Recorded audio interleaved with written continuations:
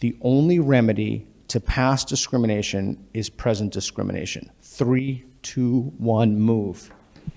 Oh my goodness. Wow. Wow. Okay. Okay. So now wow, that's very interesting. Wow, I was not expecting that at all. Why are you there? Well, I don't think that this is really a real tenet of critical race theory. I've never seen that from anyone advocating it or in any discussions of anti-racism. And You've never seen that? I've never seen that, not unironically, no. But the idea driving critical race theory is more so that you need to address particularly material inequalities that exist, and you might have to do some redistribution. You might have to champion some voices where they have not been allowed to really have a stake or like organically get there just because. And how familiar are you, broadly with this line of thought? I'm specifically critical race theory. I'm not as familiar. Or just with anti-racism. Anti-racism. I tried to stay educated on things. I've read some important texts: Wretched of the Earth, Frantz Fanon, Black Reconstruction, W.E.B. Du Bois, Blood in My Eye, George Jackson. I think those provide a really good picture. Okay, so I'm just going to read this again. Have you heard this before? It's like a tenet of anti-racism, a critical race theory. Yeah, I've definitely heard it before, and it's something that I see a lot in the classroom as well, and not maybe directly, but that's like the doctrine underlying a lot of what we talk about in class. So you have heard that before? Yes. In class? Yes. Okay, have you heard that before? That quote came out of Ibram X Kendi's book, How to Be an Anti-Racist. So you have heard it before? Yeah. Okay, so Ibram X Kendi, this is the basis of anti-racism. What do you think? Are you asking if Kendi is the basis of it? I'm telling you that this quote is in the book. But do me a favor, someone who totally has never seen me before. Have you ever seen me before? Could you look that up just for evidence? Does that change your mind at all? Because you strongly disagree with that. That's a fundamental tenet of Kendi's book. He talks about it all the time. Would you be willing to say that, what do you think of that? Because that's fascinating to me. I don't mean to necessarily put you on the spot, but I think it's a good opportunity. I would say that while Kendi is certainly a very popular perspective on anti-racism and probably has a lot of credit in popularizing the term, I think that there are other perspectives that are valuable, and I think that something that Kendi does is it's a lot more idealistic. There's not a lot of reckoning about the material inequality, and I think that you really have to address that if you want to address racial injustice. Okay, so now I'm confused. So in this country, in the United States, this is for both of you too. In this country, in the United States, white people have had literally generations to amass wealth. And would it not be true that equal school systems wouldn't be enough? You would have to have some kind of discrimination against current people. I'm specifically thinking of his point, like fiscal, financial discrimination, where you have like a white tax or something to make up for generations of lost wealth by people whose ancestors have been historically oppressed. Redlining, nobody's disagreeing with any of that stuff, like that it's morally horrible, et cetera. But they didn't have enough opportunity, and that's putting it mildly, to generate wealth, and so consequently we need to remedy that past discrimination by discriminating against people, specifically white people, as we move forward. How would you respond to that?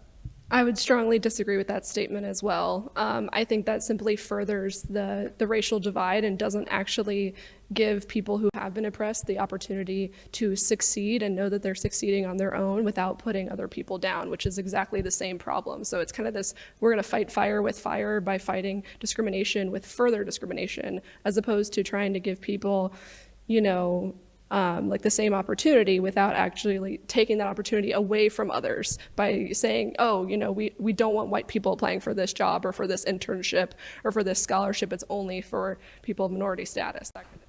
Okay, so let me ask you a question, but doesn't that assume that furthering the racial divide is bad? What if we can give more material prosperity to people if we further the racial divide? Like, why would you privilege racial discrimination over fiscal equity?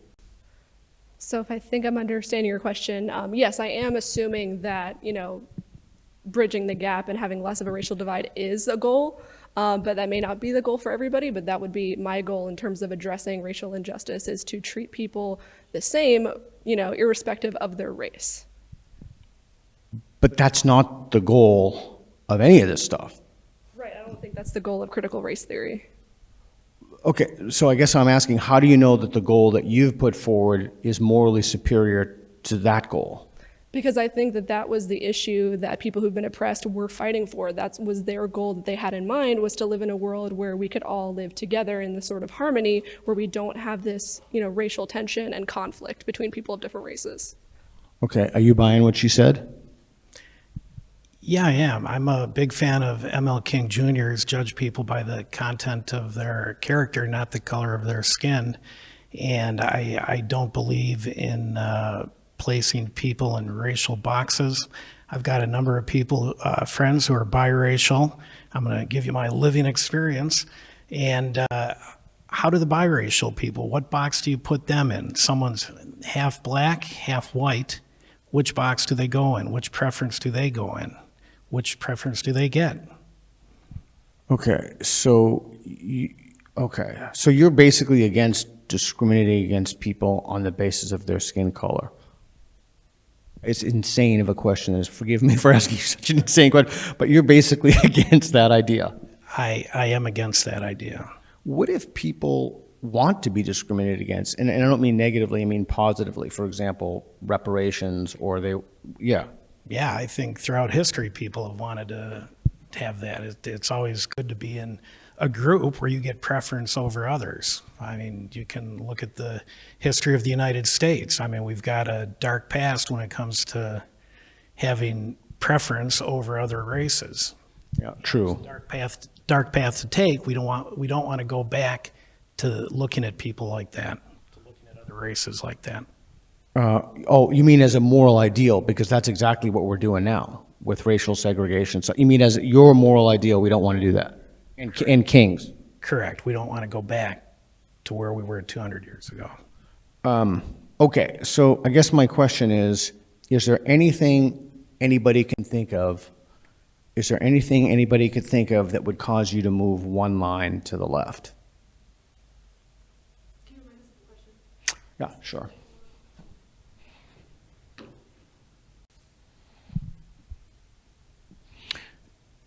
This is a direct quotation. Oh, did you find that? Did you fact check me? Okay. The only remedy to past discrimination is present discrimination. Is there any argument that you could hear, any piece of evidence that you could be told, any reason that someone could give you that would move you one line or more? I mean, I don't want to limit you to, that would move you at all on the scale? Anything? I'm sure I could come up with something if I think long enough. Think long enough. I'm coming back to you in 20 seconds. No, I can't think of anything. I don't think that the language of discrimination is necessarily accurate to describe the goals here. So because the way it is framed as discrimination, I would not move forward if you described it, I guess, in a way of maybe affirmative action or reparation or something where, the goal of these things is not to step on other people. It is to give people a boost that they need, because unfortunately, the idea that anyone can just try hard enough and they'll succeed, it's a great idea on paper. It's very utopian, and we can see that if you actually look at wealth inequality and the factors that play into that. So in the framing of this, I would not move forward. If you phrased it in a way that was, I guess, less malicious to the idea, I might. Oh, you mean if I didn't use Kendi's quote, if I used somebody from someone who's what? I'm sorry, I tracked into the very, very end, and I lost it. The last couple two words, but I was tracking up to that. I would not use Kendi's quote. No, I would use language that does not imply MLK. Perhaps MLK, perhaps Malcolm X, perhaps Fred Hampton. There are a lot of voices that we can consider, and I think that by focusing on one individual who perhaps has phrasing that we might find objectionable, it sort of buries the actual. That's fair. That's very, very fair. All right, good. Thanks. Give him a round of applause. All right.